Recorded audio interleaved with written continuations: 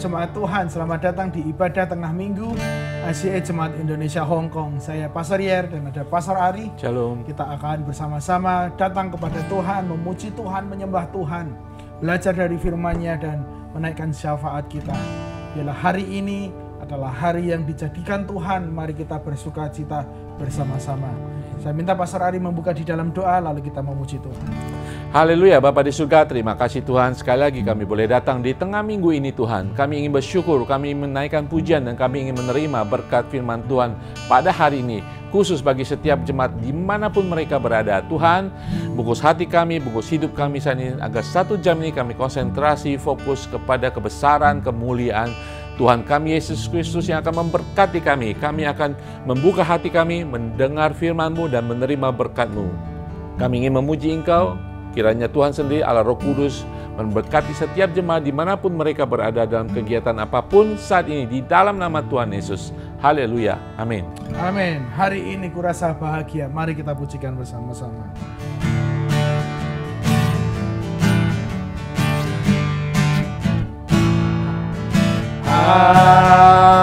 Hari ini kurasa bahagia berkumpul bersama saudara seiman. Tuhan Yesus telah satukan kita tanpa memandang di antara kita. Bergandengan tangan dalam kasih, dalam satu hati, berjalan dalam terang kasih Tuhan. Kau sahabatku, kau saudaraku, tiada yang dapat memisahkan kita. Oh, kau sahabatku, kau saudaraku, tiada yang dapat memisahkan kita.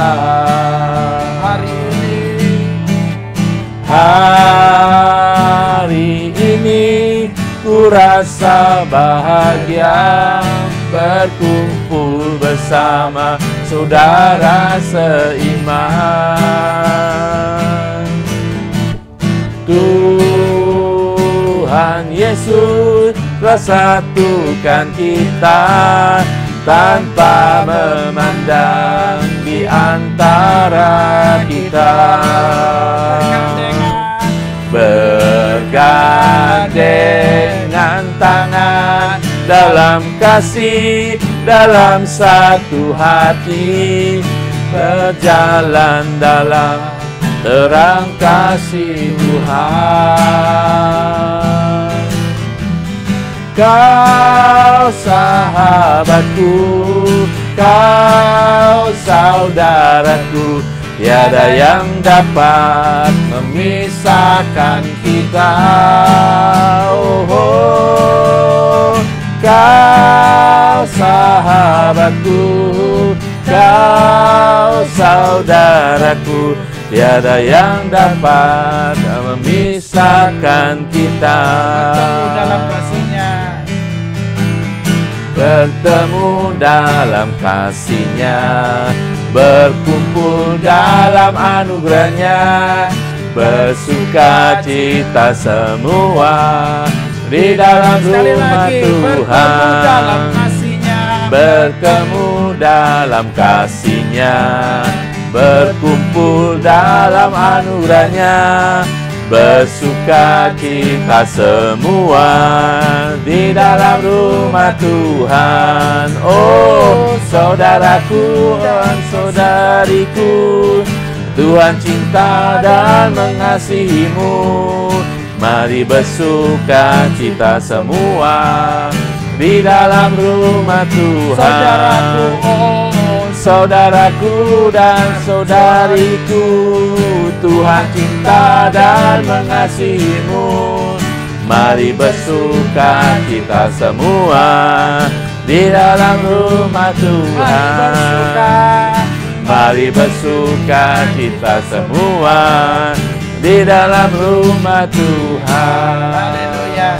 Biarlah kita bersuka cita di dalam rumah Tuhan. Amin. Biarlah melalui pujian ini, melalui ibadah ini, hati kita bisa disatukan. Kita meminta kepada Tuhan, Tuhan satukanlah hati kami. Amin. Untuk kita bisa memuji Tuhan, menikmati hadirat Tuhan, dan bersekutuan di dalam Tuhan. Satukanlah hati kami untuk memuji dan menyembah. Kita naikkan pujian ini bersama-sama. Satukanlah hati kami untuk memuji dan menyembah, oh Yesus, Tuhan dan Rajaku. Eratkanlah tali kasih di antara kami semua, oh Yesus, Tuhan dan Rajaku. Bergandengan tangan dalam satu kasih, bergandengan tangan dalam satu iman, saling mengasihi di antara kami, keluarga kerajaan Allah. Sekali lagi, satukanlah hati kami untuk memuji dan menyembah, oh Yesus, Tuhan dan Rajaku. Eratkanlah tali kasih di antara kami semua, oh Yesus, Tuhan dan Rajaku. Bergandengan tangan dalam satu kasih, bergandengan tangan dalam satu iman, saling mengasihi di antara kami, keluarga kerajaan Allah. Sekali lagi, bergandengan tangan, bergandengan tangan dalam satu kasih, bergandengan tangan dalam satu iman, saling mengasihi di antara kami, keluarga kerajaan Allah. Saling mengasihi di antara kami, keluarga kerajaan Allah. Amin.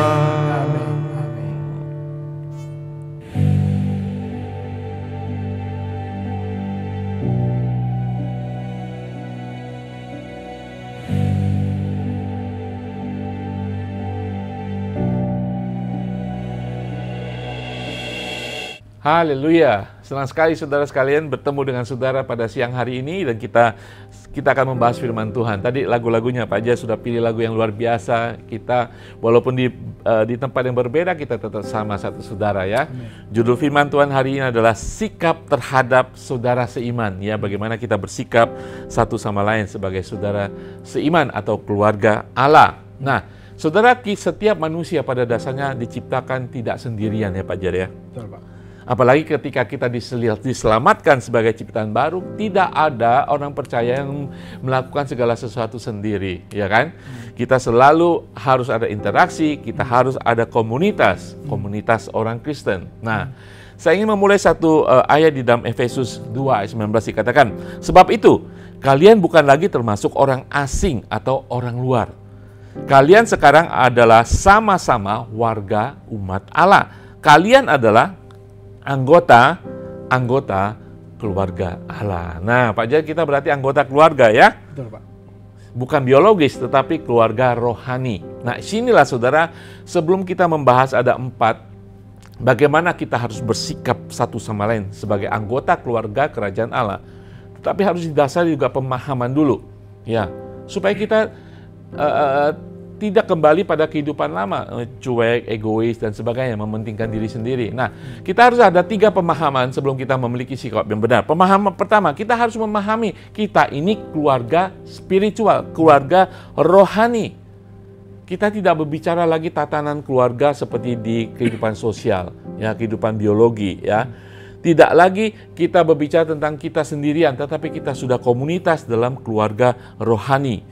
Keluarga Allah berbicara tentang keluarga ilahi, keluarga spiritual, melampaui ikatan keluarga biologis ataupun batas-batas budaya.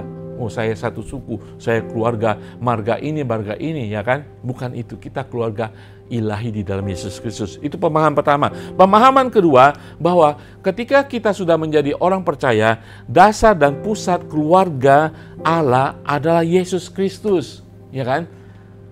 Yesus Kristus itu sebagai batu penjuru, sumber segalanya bagi kita. Kita drawn segala sesuatu dari Yesus, sumber apapun dari Yesus. Pak Jer minta kepada Yesus, saya minta kepada Yesus, sumbernya satu. Jadi dasar pusat pemikiran, fokus kita sebagai keluarga Allah satu titik. Kayak kita punya satu Bapak, kita minta apa-apa sama Bapak kita gitu kan ya. Seperti itu saudara. Jadi itu pemahaman yang harus kita miliki. Di dalam Efesus 2 ayat 20 selanjutnya dari 19 tadi mengatakan, kalian pun dibangun di atas dasar yang diletakkan oleh rasul-rasul dan nabi-nabi dengan Kristus Yesus sebagai batu yang terutama, the cornerstone, batu penjuru kita. Ya, mengarahkan kita semuanya dan sumber segalanya bagi kita. Tidak hanya pemahaman keluarga rohani berpusat pada Yesus, tetapi kita harus memahami satu ini Pak Jer ya. Kita harus memahami kesatuan dalam keragaman. Nah, ya kan? Dalam satu keluarga biologis saja ragamnya beda-beda sifatnya, ya kan? Ya Pak Jer ya, sifatnya begini, introvert, outrovert dan sebagainya, ya kan? Apalagi kita keluarga Allah, suku berbeda, bangsa berbeda, bahasa berbeda, kebiasaan berbeda, ya Pak Jer ya. Jadi kita harus memahami sebagai keluarga baru, keluarga ilahi, keluarga rohani, kita harus memahami kesatuan di dalam keberagaman. Saya ingin memberikan catatan, kesatuan bukan berarti keberagaman, ya kan? Tetapi di dalam keberagaman, kita dipersatukan di dalam Kristus, tetapi kita masing-masing memiliki masing-masing karunia berbeda, cara pikir berbeda, pengalaman berbeda, latar hidup berbeda. Tapi sama-sama kita memperkaya, mendukung satu sama lain dalam satu tubuh Kristus. Nah, itu pemahaman yang harus kita miliki sebelum kita bisa bersikap terhadap satu sama lain. Nah, pertanyaan buat saya, saudara, pengantar daripada 4 pokok hal sikap satu sama lain. Sikap Alkitabiah apa yang seharusnya kita miliki sebagai orang percaya satu sama lain? Sikap apa? Nanti akan dijawab. Dasar firman Tuhan apa yang mengajarkan kita bagaimana kita hidup seturut iman kita di dalam Kristus? Ada dasar firman-Nya, kita belajar. Nah, yang ketiga, hidup seperti apa sih ekosistem keluarga kerajaan Allah? Ya kan? Berarti kita sudah anak keluarga kerajaan Allah. Kita asing, kita orang luar dibawa ke dalam satu ekosistem anak Allah, anggota keluarga kerajaan Allah. Sistemnya apa? Nah, sesuai dengan firman Tuhan. Nah, Pak Jar akan bahas 2 hal. Bagaimana kita bersikap satu sama lain. Ya, poin yang pertama yang bisa kita lihat adalah saling mengasihi. Ketika kita mau bersikap terhadap keluarga rohani kita, kasih harus menjadi dasar terutama daripada kehidupan kita. Orang Kristen akan mampu mengasihi karena ada kasih Kristus terlebih dahulu. Kasih yang kita berikan bukan kasih standar manusia, bukan standar dunia, tetapi standarnya adalah agape, kasih Allah itu. Kasih tanpa syarat, kasih yang tidak memandang, kasih yang bukan membalas yang jahat, tetapi membalas sesuatu dengan yang baik. Kasih kita harus datangnya daripada Tuhan. Tadi Pastor Ari mengatakan bahwa pusat kita adalah Kristus. Maka sama cara kita mengasihi harus seperti Kristus mengasihi umatnya. Kasih adalah dasar dari semua hubungan manusia yang benar dan yang akan terus bisa langgeng, yang bersifat panjang umurnya. Kalau kita tidak mengasihi, maka hubungan itu menjadi transaksional. Ketika apa yang didapatkan sudah dapat, selesai sudah, tidak bertemu lagi, tidak bersinggungan lagi. Tetapi ketika didasarkan dengan kasih, maka hubungan itu akan bisa lebih panjang lagi. Yesus mengatakannya kepada kita semua di kitab Yohanes pasal yang ke-13 ayat 34 sampai 35. Tuhan Yesus memberi perintah baru kepada kita. Aku memberikan perintah baru kepada kamu, yaitu supaya kamu saling mengasihi sama seperti aku telah mengasihi kamu. Demikian pula kamu harus saling mengasihi. Amin. Dengan demikian semua orang akan tahu bahwa kamu adalah murid-muridku, yaitu jikalau kamu saling mengasihi. Secara spesifik, kata mengasihi diulang 3 kali. Kamu saling mengasihi, kamu harus saling mengasihi, kamu saling mengasihi. Ini adalah sebuah core atau bagian utama daripada hubungan kita dengan Kristus dan hubungan kita dengan sebagai satu saudara seiman. Kalau kita saling mengasihi, maka orang lain akan bisa mengenal identitas kita. Kalau kita saling mengasihi, maka Bapa bisa dipermuliakan. Kalau kita saling mengasihi, maka kita bisa menghidupi teladan yang Yesus telah tunjukkan terlebih dahulu. Jadi dari satu ayat ini saja kita bisa melihat bahwa begitu penting bagi kita semua sebagai satu tubuh Kristus untuk saling mengasihi. Ayat ini mengingatkan kepada kita semua bahwa dasar dari semua tindakan dan perilaku kita kepada sesama orang percaya adalah kasih. Kasih elemen terpenting. Kasih yang sejati adalah kasih yang meneladani Yesus Kristus sendiri. Kasih yang ilahi berasal dari Yesus sendiri. Kasih Yesus diajarkan bukanlah kasih yang bersyarat, melainkan kasih yang tulus tanpa pamrih. Kasih ini menuntut kita untuk mengutamakan kepentingan saudara seiman di atas kepentingan pribadi. Banyak di Alkitab memberitahukan bahwa kasih itu bukan tentang diri kita, bukan tentang apa yang kita dapat, tetapi mendahulukan orang lain. Namanya saja kasih, berarti kita memberi. Ya toh, kasih kita memberi, bagaimana kita bisa memberi di tengah rasa sakit yang pernah kita alami dari orang tersebut. Bagaimana kita bisa mengasihi, memberikan kasih ketika kita mungkin pernah dikhianati, dilukai, ditinggalkan dan sebagainya. Jadi itulah yang harus kita lakukan di mana kita saling mengasihi. Tidak ada alasan untuk kita untuk tidak mengasihi. Karena kasih Allah bagi kita tak terpisahkan, karena Allah adalah kasih dan maka kasih selalu menyertai kita. Allah itu adalah kasih. Kasih adalah pribadi Allah sendiri. Dan kasih itu sesungguhnya tidak bisa habis di hidup kita karena Allah diam di dalam kita. Itu maksudnya. Jadi kalau kita dekat dengan Allah, kita dekat dengan Bapa, kita terus dikuasai oleh Bapa, maka sesungguhnya mengasihi itu tidak hal yang mustahil. Mengasihi bukanlah hal yang sulit lagi sesungguhnya. Asalkan kita memiliki hubungan yang dekat dengan Bapa di surga. Karena Bapa itu adalah kasih sendiri. Kasih ini juga menuntut kita untuk bisa mengampuni. Seperti Tuhan telah mengampuni kita. Tidaklah mungkin mengasihi Allah dan membenci saudara kita. Tidak mungkin. Di mana kita bisa mengasihi Allah, secara otomatis kita bisa mengasihi sesama. Selain daripada itu, kasih adalah sebuah tindakan yang nyata. Kasih adalah kata kerja. Kasih adalah sebuah tindakan. Bukan hanya sebuah hal yang kita ucapkan dalam perkataan kita. 1 Yohanes 3:18 berkata seperti ini. Anak-anakku, marilah kita mengasihi bukan dengan perkataan atau lidah. Wow. Tetapi dengan perbuatan dan dalam kebenaran. Jelas 1 Yohanes ini menyatakan kepada kita harus dilakukan dalam sebuah action, tindakan, aksi yang nyata. Sehingga orang bisa merasakan, orang bisa melihat, orang bisa mengecapnya. Yohanes 3:16, karena begitu besar kasih Allah akan dunia ini, sehingga ia telah mengaruniakan anaknya yang tunggal. Kasih Allah ditunjukkan dengan sebuah tindakan. Kasih Allah bukan hanya sebuah firman yang diucapkan, aku mengasihi seluruh dunia, that's it, selesai. Bukan. Tetapi diberikannya lah Yesus, anaknya yang tunggal, kekasih yang istimewa satu-satunya, diberikan, direlakan buat keselamatan umat manusia.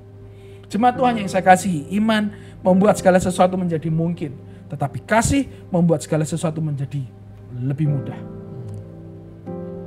Iman membuat yang tidak ada menjadi ada. Tetapi kasih membuat kita bisa mudah menerima, mudah berjalan dalam kehidupan ini yang semakin sulit. Mudah untuk bisa berinteraksi satu dengan yang lain. Kasih di dalam Kristus, selain daripada perlu ada tindakan nyata, itu tidak bersyarat, tidak transaksional, tidak perlu berkorban, dan tentu transformatif, bisa mengubahkan. Kasih Kristus adalah ciri khas daripada sebuah keluarga Allah, Dan kasih inilah yang harus dihidupi, dipraktekkan dan diajarkan. Efesus 5 ayat 1-2 jelas mengatakan, sebab itu jadilah penurut-penurut Allah seperti anak-anak yang kekasih. Dan hiduplah di dalam kasih sebagaimana Kristus Yesus telah mengasihi kamu dan telah menyatakan dirinya untuk kita sebagai persembahan dari korban yang harum bagi Allah. Ayat ini memberitahukan bahwa kasih itu tidak bersyarat berkorban dan mengubahkan. Di mana dia mau mati, menyerahkan dirinya ketika manusia berdosa, bukan ketika manusia menyembah dia. Itu tidak bersyarat. Dia menyerahkan dirinya untuk sebagai persembahan. Dia berkorban. Dia mau rela tersiksa. Bahkan mati, itu untuk bukan dirinya, bukan untuk kejayaannya, tetapi untuk orang lain. Itu berkorban. Dan tentu mengubahkan korban yang harum bagi Allah. Ketika manusia menjadi sebuah aroma yang busuk di hadapan Allah karena dosa mereka, bukan lagi sesuatu yang menyenangkan di hati Bapa dan di penglihatan Bapa. Yesus mengubahkan semua keadaan itu dan menjadi sebuah korban yang harum bagi Allah. Jemaat Tuhan yang saya kasihi, bagaimana kasih kita selama ini kepada orang-orang di sekitar kita? Apakah kita sudah mengasihi tanpa syarat? Sudahkah kita mengasihi dengan penuh pengorbanan? Seperti kasih seorang ibu kepada anaknya yang tidak pernah perhitungan, yang selalu berkorban. Bisakah kita mengasihi? Ketika kita punya pengalaman yang buruk, ketika kita punya cerita yang buruk tentang keluarga kita mungkin di Indonesia, kita tidak bisa merasakan kasih yang tulus, yang sejati mungkin. Tapi biarlah di gereja, di kingdom group, di pelayanan, dalam ibadah, kita bisa merasakan kasih yang tulus itu. Amin. Kita bagikan. Jangan balas pengalamanmu di masa lalu yang buruk kepada orang yang ada di hadapan Anda hari ini. Bila itu menjadi cerita yang lama karena Anda sudah diubahkan, Anda menjadi manusia yang baru, manusia yang penuh dengan kasih. Jadi saya mendorong buat kita semua, mari kita saling mengasihi. Yang poin pertama, saling mengasihi, dan biarlah kasih itu menjadi dorongan buat kita menjadi saling mengampuni. Itu poin yang kedua, biarlah kita bisa saling mengampuni. Pengampunan adalah tindakan kasih dan ketaatan yang kuat. Pengampunan adalah bagi kita secara rohani membawa kita lebih dekat dengan Tuhan. Tetapi secara mental membebaskan kita dari belenggu kebencian. Namun secara emosional pengampunan memungkinkan kita mengalami sebuah penyembuhan dan mengalami sebuah pendamaian. Amin. Jadi pengampunan begitu efektif. Pengampunan memiliki banyak fungsinya, banyak kebaikannya. Bukan hanya secara rohani, tapi secara mental dan emosional kita bisa lebih sehat, kita bisa lebih ringan menjalani kehidupan ini. Ada sebuah perintah untuk mengampuni yang Yesus berikan buat kita semua. Matius 6:14-15 ia berkata, karena jikalau kamu mengampuni kesalahan orang, Bapamu yang di surga akan mengampuni kamu juga. Tetapi jikalau kamu tidak mengampuni orang, Bapamu juga tidak akan mengampuni kesalahanmu. Kita mau diampuni Bapa atau tidak, itu tergantung daripada seberapa kita mau mengampuni. Jangan hanya menuntut Bapa untuk meminta Bapa untuk mengampuni kita, tapi biarlah kita juga bisa mengampuni sebagaimana Bapa sudah mengampuni kita juga. Pengampunan adalah dasarnya kasih. Ketika kita mau mengampuni, kita harus memiliki kasih. Amin. Kasih yang murni akan menghasilkan sebuah pengampunan yang tulus.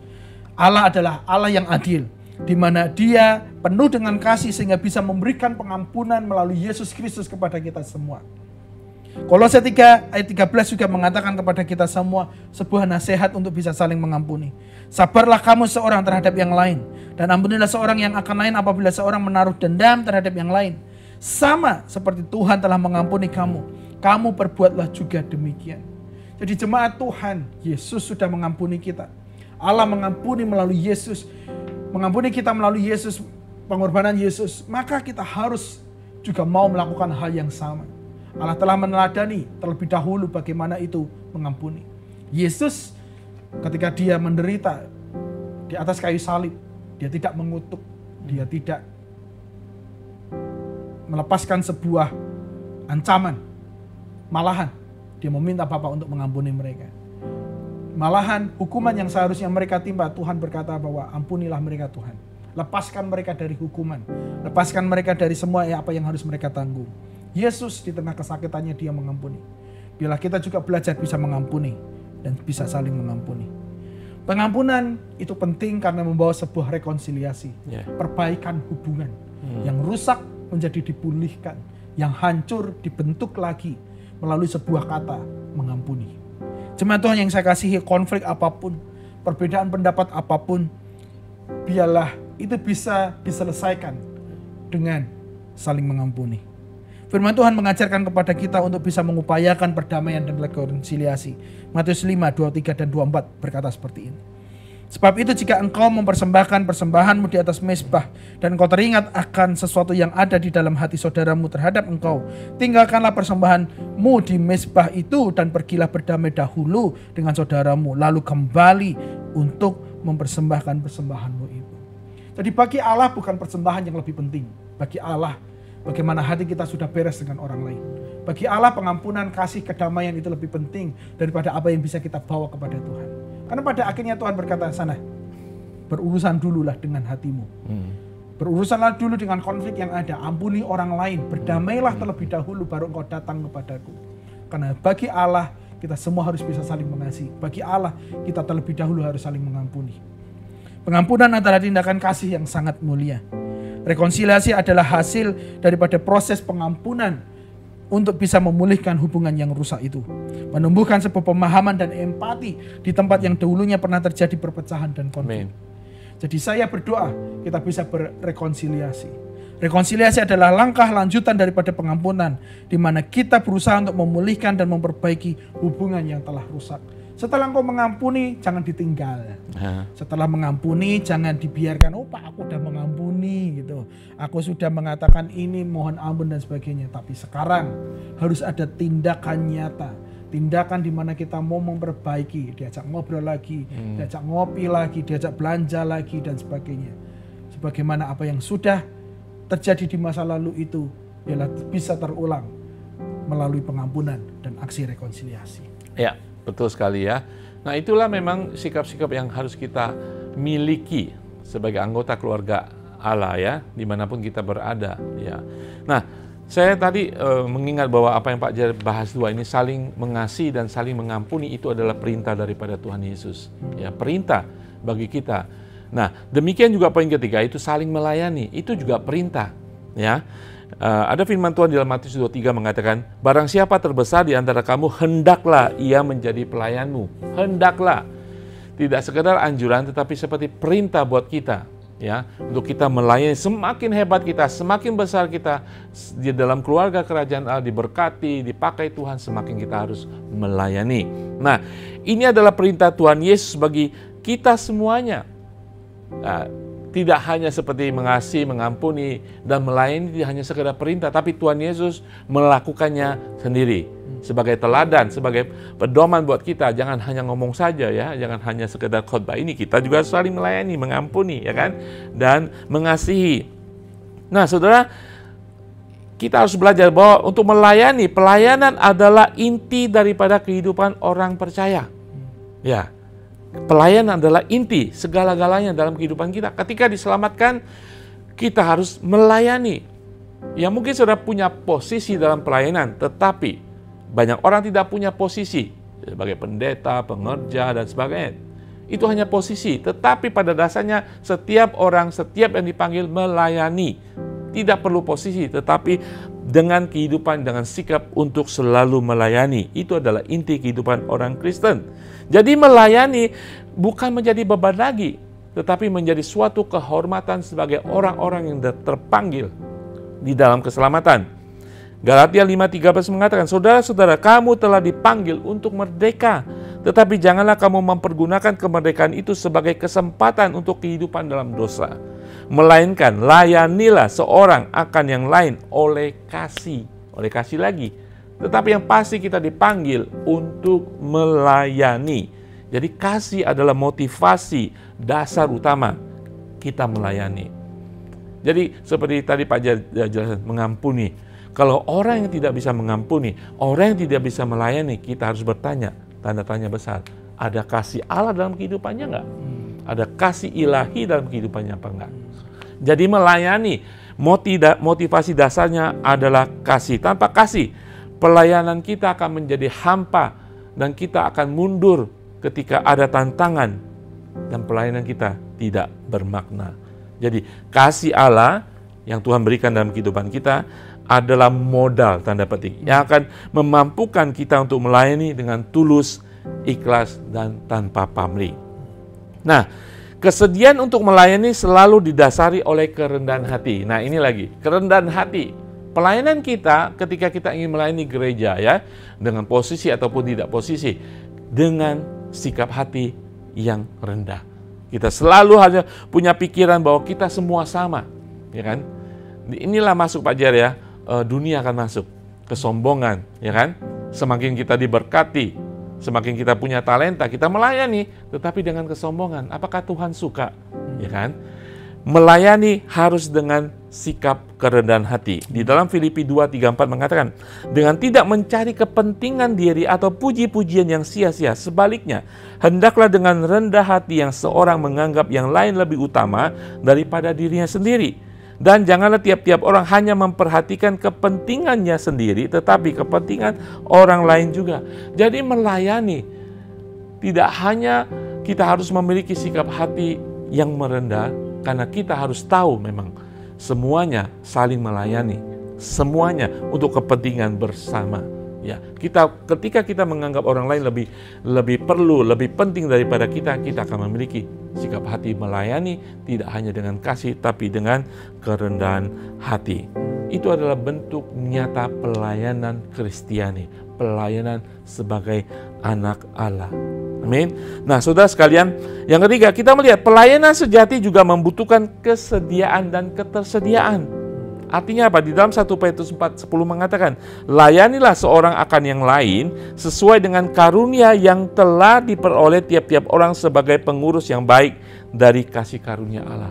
Setiap kita punya anugerah, setiap kita punya spiritual gift, karunia roh, karunia dalam kehidupan kita, talenta, berkat bahkan saudara. Tapi itu kita harus pakai dengan ketersediaan kita untuk melayani. Ya kan, dengan kerendahan hati, juga dengan ketersediaan kapanpun ya, ketika ada hamba Tuhan ya, pendeta melihat, oh kamu bisa melayani di Singat, kamu bisa melayani di ini, di itu. Tuhan memberi mata rohani untuk orang yang lebih punya otoritas rohani untuk melihat kemampuan saudara. Pakai itu, saya siap, saya tersedia, saya mau, dengan kerendahan hati. Nah, disitulah kita adalah keluarga kerajaan Allah yang saling melayani. Hati-hati, dunia dengan kesombongan, dengan proud, egois. Kalau kita tidak hati-hati dengan itu, untuk saling melayani akan tercedera. Dan kita akhirnya tidak melayani orang lain, melayani diri kita sendiri. Tuhan Yesus datang untuk melayani, bukan untuk dilayani. Di dalam Matius 23, 11-12, barang siapa terbesar di antara kamu, hendaknya dia menjadi pelayanmu. Barang siapa meninggikan diri, ia akan direndahkan. Dan barang siapa merendahkan diri, ia akan ditinggikan. Melayani, saudara. Saya ingin memberikan satu statement tentang saling melayani. Dalam segala hal apapun yang kita lakukan, marilah kita selalu ingat bahwa sebagai anak Allah yang dipanggil, kita dipanggil untuk menjadi pelayan manusia, hamba manusia, bukan untuk dilayani. Tetapi kita tetap anak Allah, keluarga kerajaan Allah. Amin, saudara. Kalau di dalam gereja saling melayani dan tidak ada yang mau dilayani dan nganggur, saudara bisa melihat gereja itu akan vibe-nya ada, kehidupannya ada, dan saya percaya perkembangan gereja akan bertumbuh dengan baik. Nah, yang keempat, tidak hanya saling mengasihi, mengampuni, dan melayani. Yang keempat adalah saling mendukung. Saling mendukung artinya saling mendorong, saling menguatkan, ya kan? Dukungan dan dorongan memiliki peranan penting dalam kehidupan kita sebagai keluarga Allah, baik secara individu ataupun secara komunitas ataupun kelompok. Nah, saudara sekalian, kita punya peran masing-masing ya. Pak Jar punya peran sendiri, saya punya peran sendiri, Pak Jar punya kekuatan sendiri, saya punya kekuatan sendiri. Saling mendukung itu berbicara tentang satu tubuh. Kita banyak, kita punya kemampuan, keahlian masing-masing. Berbicara satu tubuh, kita akan saling mendukung. Nah, misalnya Pak Jar, dalam satu keluarga biologis gitu ya. Kalau ada anggota keluarga yang menjatuhkan keluarga, membicarakan keluarga, menjelek-jelekan saudaranya sendiri, menjelekkan asal-usul orang tuanya, apa jadi keluarga itu? tidak hanya runtuh, orang akan meremehkan keluarga itu. Demikian dalam keluarga kerajaan Allah, ya kan? Kita sudah belajar 3. Kali ini kita harus saling mendukung. Ada yang suatu saat ada yang satu yang lemah, suatu saat ada satu mengalami masalah. Kita menguatkan, kita mendukung. Jadi kita harus punya sikap untuk memberikan dukungan moral, dukungan spiritual, bahkan dukungan materi bagi mereka yang membutuhkan. Tidak salah ketika Tuhan memberkati saudara. Salahnya ketika kita salah memakai. Tuhan memberikan berkat materi, berkat talenta untuk saudara membangun satu tubuh Kristus. Amin. Di dalam Ibrani 10:24-25 mengatakan, dan marilah kita saling memperhatikan supaya kita saling mendorong dalam kasih dan dalam pekerjaan baik. Janganlah kita menjauhkan diri dari pertemuan-pertemuan ibadah kita seperti yang dibiasakan oleh beberapa orang, tetapi marilah kita saling menasehati dan semakin giat melakukannya menjelang hari Tuhan yang mendekat. Saling memperhatikan. Kurang apa? Masalah apa? Ada masalah keluarga, ada masalah anak. Kita memberikan nasihat. Mungkin suatu saat masalah-masalah itu ada dalam kita dan kita perlu orang berbicara kepada kita. Itulah satu tubuh. Nah, kita harus bisa memberikan dorongan yang mendatangkan kekuatan iman. Ya kan Pak Jaya? Ada orang mungkin masalah menjadi imannya turun, meninggalkan gereja. Inilah saatnya kita dengan kekuatan memberikan dorongan agar iman mereka kembali. Amin. Yang kedua, dorongan juga menyemangati perbuatan baik. Ada orang mungkin sudah lama melayani, banyak ketika kita cerita, kita dengar berita tentang orang ini, dulu dia begitu dipakai Tuhan, beramal, perbuatan baik banyak. Masalah terjadi, dia menjadi mundur ya dari pelayanan, mundur dari perbuatan baik. Jadi dorongan itu, kekuatan yang kita berikan itu untuk saling menguatkan itu, untuk menyemangati mereka lagi, untuk mereka bisa berbuat baik lagi. Galatia 6:9 mengatakan, janganlah kita jemu-jemu berbuat baik, karena apabila sudah datang waktunya kita akan menuai jika kita tidak menjadi lemah. Berarti ketika berbuat baik di dalam rumah Tuhan ada orang menjadi lemah. Disinilah kita harus ayo kayau, tambah minyak, bangkit lagi. Kita bangkit bareng-bareng, jalan bareng-bareng gitu ya. Nah, dorongan juga memberikan penghiburan. Ya, ketika ada masalah kesusahan, dukungan tidak hanya iman, tetapi kita harus berjalan dengan mereka. Tidak berbicara tentang simpati, tetapi berbicara tentang empati.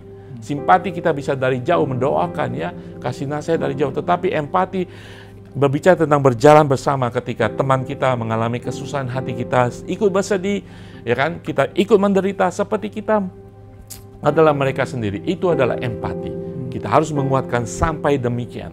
Karena Yesus, Gembala Agung saudara, mengerti kesusahan hati saudara. Dia menjadi perantara saudara. Dia menjadi manusia, mengerti kesusahan hati saudara. Demikian kita harus mengerti dan saling mendukung satu sama lain. Dalam perjalanan iman kita tidak berjalan sendiri. Kita harus tahu, kita tidak berjalan sendiri. Dan jangan berjalan sendiri. Kita dipanggil untuk saling memperhatikan, menguatkan, dan mendukung. Sehingga setiap kita dapat terus bertumbuh dalam kasih dan iman kepada Kristus. Pak Jair, kita sudah bicara 4. Ya, mungkin banyak sebagai umat Tuhan kita harus bersikap satu sama lain banyak ya. Tadi kita bisa saling mengasihi, saling mengampuni, saling melayani dan mendukung atau memberikan kekuatan. Nah, Pak Jair mungkin ada tambahan tentang bagaimana kita bersikap satu sama lain. Ya, saya teringat dengan slogan Bhinneka Tunggal Ika. Indonesia Merdeka hari ini. Kita baru saja merayakan 79 tahun.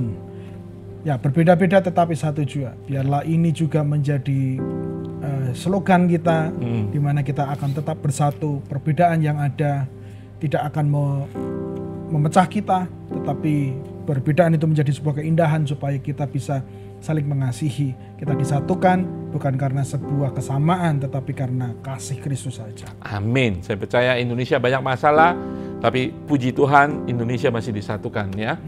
Demikian dalam kehidupan kita sebagai keluarga kerajaan Allah, keluarga rohani. Pasti ada masalah. Maka Tuhan memberikan perintah. Maka saya bilang, Yesus memberikan perintah untuk saling mengasihi. Contohnya dia mengasihi kita, untuk kita saling mengampuni. Karena dia sudah mengampuni kita, untuk kita saling melayani. Dia datang untuk melayani. Dan kita saling mensokong satu lain, mendukung dan menguatkan. Nah saudara, bahayanya ketika kita punya sikap kebalikan daripada itu, kita tidak menyenangkan hati Tuhan. Tidak akan ada pertumbuhan dalam kehidupan rohani secara pribadi, kehidupan gereja secara keseluruhan. Dan akan terjadi perpecahan, perselisihan di dalam rumah Tuhan. Saudara, mari kita taat kepada firman Tuhan. Ini adalah perintah Tuhan. Amin.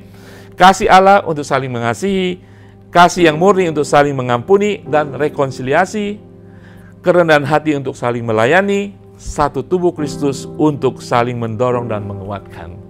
Saya bisa di dalam nama Tuhan Yesus, kita bisa di dalam nama Tuhan Yesus, Roh Allah yang menguatkan kita, saudara juga bisa. Silakan Pak Jet tutup dalam doa. Kami ucap syukur buat firman yang begitu lembut, mengingatkan kami semua untuk bisa saling mengasihi, bersikap dengan baik, bersikap dengan benar sebagai satu tubuh Kristus. Amin. Mengasihi keluarga rohani ini Tuhan. Yes. Mulai hari ini kami tidak akan menganggap hanya sebagai teman gereja saja. Yeah. Tapi mulai hari ini kami mau memanggil bahwa ini adalah keluarga. Ini adalah keluarga rohani saya. Yes. It's my family. Ini keluarga saya yang Tuhan sudah satukan kami semua di dalam darah dan tubuh Kristus. Bila kami bisa saling mengampuni, mengasihi, melayani, dan mendukung satu sama lain. Amin. Terima kasih ya Bapa.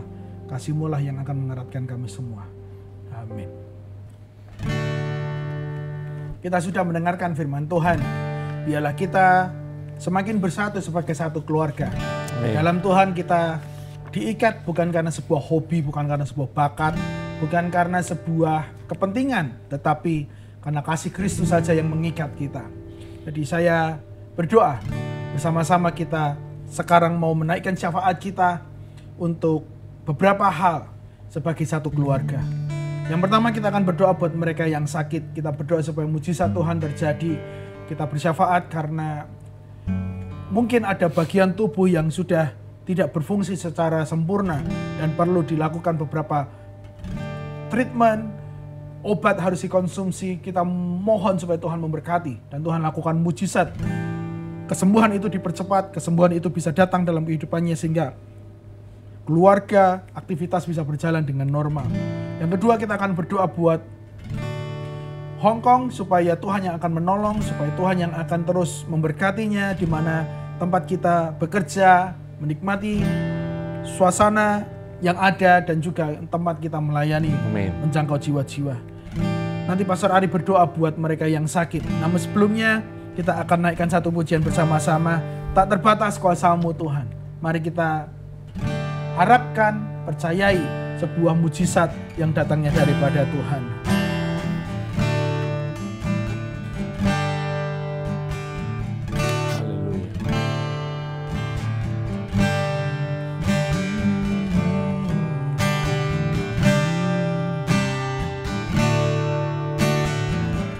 Terbatas kuasa-Mu Tuhan,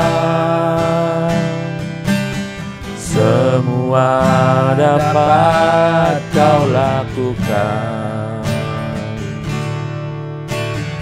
Apa yang kelihatan mustahil bagiku, itu sangat mungkin bagimu.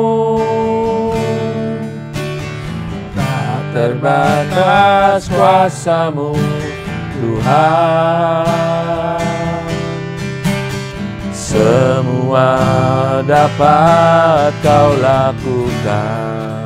Apa yang kelihatan, apa yang kelihatan mustahil bagiku, itu sangat mungkin bagimu.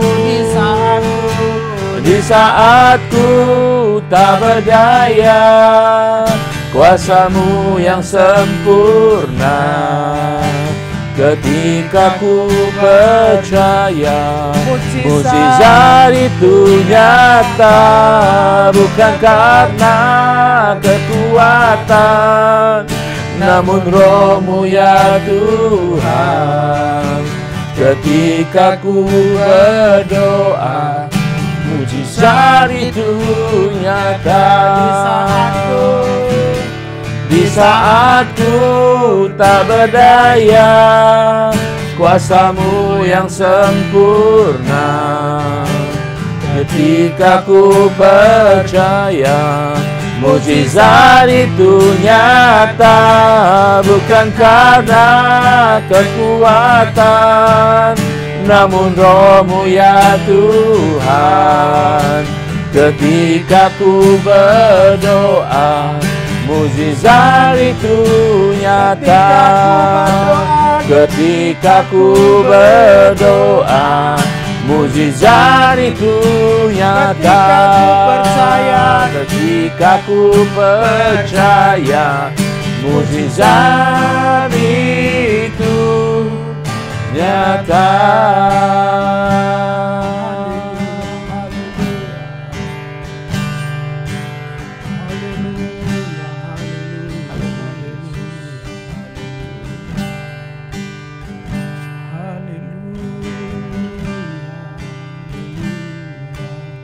Tuhan, kami beriman, kami percaya kepada Allah yang sudah menyelamatkan kami.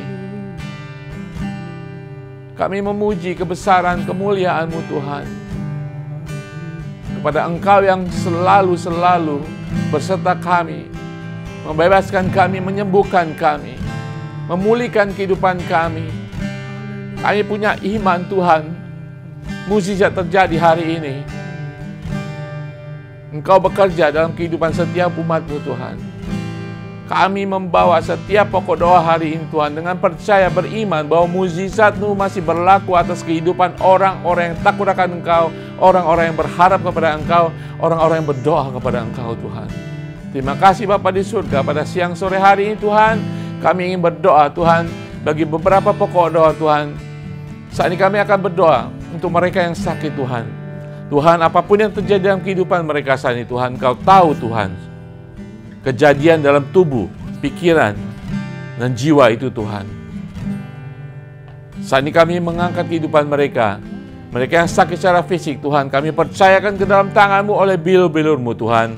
Mereka telah disembuhkan. Kami percaya dan kami menerima dengan segala ucapan syukur. Siang hari ini kami membawa seorang jemaat keluarganya di Indonesia yang sakit ginjal, yang harus cuci darah setiap minggu. Di dalam nama Tuhan Yesus, apapun keadaan, apapun tingkat sakitnya Tuhan, kami percaya Engkau akan menurunkan, Engkau akan menyembuhkan, Engkau akan memulihkan di dalam nama Tuhan Yesus. Haleluya, kami percaya ada kuasa kesembuhan di dalam Yesus Kristus, Anak Allah itu. Terima kasih Bapa di surga, terima kasih Tuhan Yesus untuk kesembuhan terjadi. Saudara, kalau saudara saat ini sakit, apapun sakit secara fisik, mungkin saudara sedang sakit, terganggu emosi dan jiwa saudara, letakkan tangan di bagian yang sakit, letakkan tangan saudara di bagian dada atau di kepala saudara, di dalam nama Tuhan Yesus. Tuhan ingin menyembuhkan. Amin. Tuhan ada dalam kehidupan saudara, terutama Tuhan mengasihi saudara. Kami percaya Tuhan, kasih-Mu akan menyembuhkan. Tuhan, anugerah-Mu akan menyembuhkan, memulihkan setiap yang sakit, yang terbaring di rumah sakit, yang divonis dokter. Kesembuhan terjadi, pemulihan terjadi. Bagi mereka yang stres, bagi mereka yang tidak bisa tidur, di dalam nama Tuhan Yesus, kesembuhan terjadi. Shalom-Mu mendatangkan kesembuhan dan pemulihan dalam kehidupan mereka yang saat ini hari-hari ini mungkin stres, mungkin mengalami depresi, tidak bisa tidur. Di dalam nama Tuhan Yesus, semuanya lepas di dalam nama Tuhan Yesus. Kesembuhan dan pemulihan terjadi. Haleluya, haleluya. Kami percaya dan kami bersyukur untuk itu semua. Amin, amin. Kami berdoa Tuhan buat kota ini, Hong Kong. Sekian tahun lamanya kami sudah berada Tuhan di kota ini. Di mana hari ini kami masih ada semua karena anugerah Tuhan. Ketika kami masih harus bekerja dengan keras, kami masih harus melayani, semuanya karena anugerah Tuhan saja ya Bapa. Siapalah kami Tuhan sesungguhnya untuk bisa menikmati semua berkat, anugerah yang telah Allah limpahkan kami bisa nikmati sampai saat ini ya Tuhan. Maka Tuhan kami mau berdoa Tuhan, biarlah Engkau terus pakai kami di negara ini, di tempat kami merantau ini Tuhan. Menjadi berkat buat majikan kami, menjadi berkat buat gereja, menjadi berkat di tengah masyarakat. Berkati Hong Kong ini Tuhan, supaya Tuhan yang akan terus memberkatinya. Para pemerintah yang masih bekerja, biarlah mereka bekerja untuk kemakmuran bangsa ini. Yes, mereka haleluya. bekerja untuk kemajuan bangsa ini. Mereka bekerja buat keamanan bangsa ini. Mereka bekerja buat keteraturan di bangsa ini ya Tuhan. Berkati mereka, beri mereka hikmat, kemampuan, supaya mereka bisa berlaku adil ya Tuhan. Di tengah masyarakat yang cukup beragam Tuhan di Hong Kong ini ya Pak. Kami mau berdoa buat setiap majikan kami, biarlah Tuhan yang akan memberkati mereka. Jika majikan mereka, jemaatmu Tuhan, umatmu belum percaya kepada Engkau, biarlah mereka bisa menjadi garam dan terang di sana. Mereka bisa mengenalkan kasih Kristus, membawa kuasa Kristus ke tengah-tengah majikan. Supaya ketika majikannya sudah percaya juga, mereka juga bisa menjadi berkat di sana.